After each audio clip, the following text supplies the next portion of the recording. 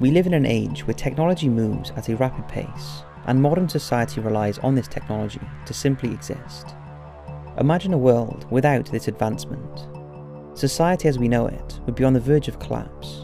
Hospitals, transportation, banks, and government would not be able to cope if there was a substantial attack on computer systems.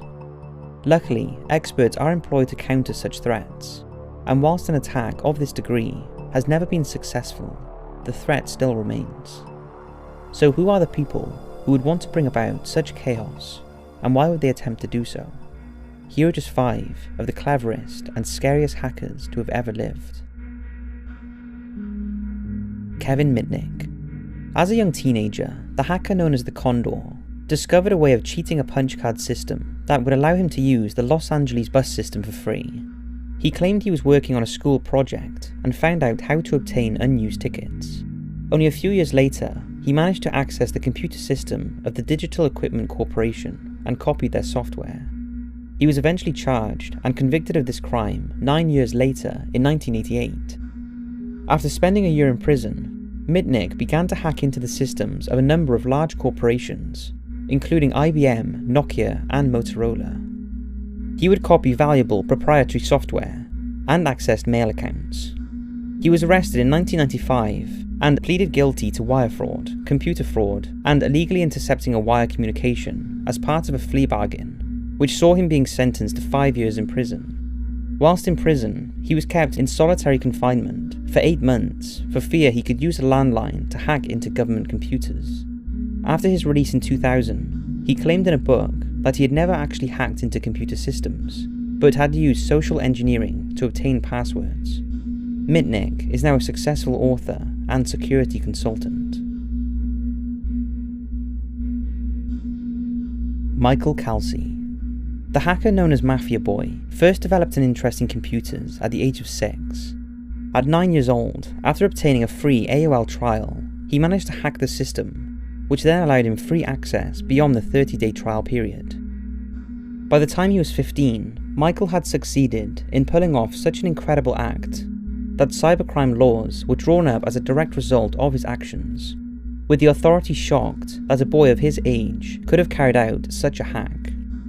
The teenager from Quebec, Canada, had got more involved in online hacker groups, and in 2000 began his attack that made him famous. He started to take over a number of university networks simultaneously. He created a situation where all the networks were responding at the same time, resulting in it being overwhelmed. Within hours, using the same methods, he targeted the networks of Yahoo, then the largest online search engine, Amazon, CNN, Dow, E-Trade, and eBay. All of these sites were paralysed by Michael's actions. The FBI eventually caught up with him, and in September 2001, he was sentenced to 8 months in youth custody. Today, Michael works as a white hat, someone who identifies security flaws in networks, and has also written a number of articles on the subject. Steve and Steve. It's hard to believe that 2 of the most pioneering people in the world of technology began their careers as hackers. Not exactly the scariest hackers the world has seen, but they deserve a mention due to their future fame. In the late 1960s, a man called Steve was studying at the University of Colorado, but was expelled from there for hacking into the university computer system. After meeting with a friend in 1971, both became known as phone phreaks. Phone phreaks were hackers who illegally broke into telephone network systems and would use this knowledge to make long-distance phone calls for free or tap phone lines. Together they created a device known as a blue box that would be used to emulate telephone signals, which tricked automated telephone exchanges into thinking it was receiving genuine information. Once inside the network, calls could be made, yet would be untraceable.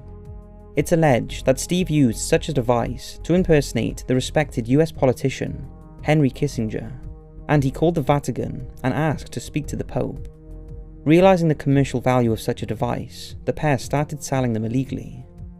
After nearly being caught by the police, the 2 decided to give up their criminal ways and founded a company that is synonymous with the world of technology. The company was Apple, and the pair were Steve Wozniak and Steve Jobs. Matthew Bevan. Matthew Bevan is a Welsh hacker who went by the handle of Coogee. In 1996, at the age of 21, he was arrested after hacking into US government networks, initially into the Griffith Air Force Base Research Laboratory in New York, then later into USAF, NASA, and NATO. Bevan claimed that he was researching information on providing a UFO conspiracy theory.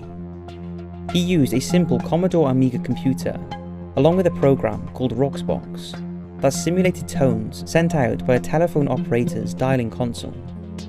US Special Agent Jim Christie had stated that Bevan's actions had the potential to have started a Third World War. Bevan, as well as his alleged accomplice Richard Price, had transferred information from the Korean Atomic Research Institute to the USAF system. Had North Korea spotted this, they may well have thought that they were under a cyber attack, and may have retaliated with a physical response. However, the data belonged to South Korea and was therefore less sensitive. Despite a number of investigations before his arrest in 1996, at his trial 18 months later, the British Crown Prosecution Service decided that it would no longer pursue the case, resulting in Matthew being fully acquitted of any wrongdoing. He now runs his own website. Jonathan James. In September 2000, Jonathan James of Miami, Florida, became the first minor to be convicted of a cybercrime. Aged just 16, James, who operated under the name Comrade, was found guilty of juvenile delinquency, as his age prevented any law drawn up being applied to his crime. His sentence of 6 months of house arrest seems today to be lenient, especially when we consider what he had done.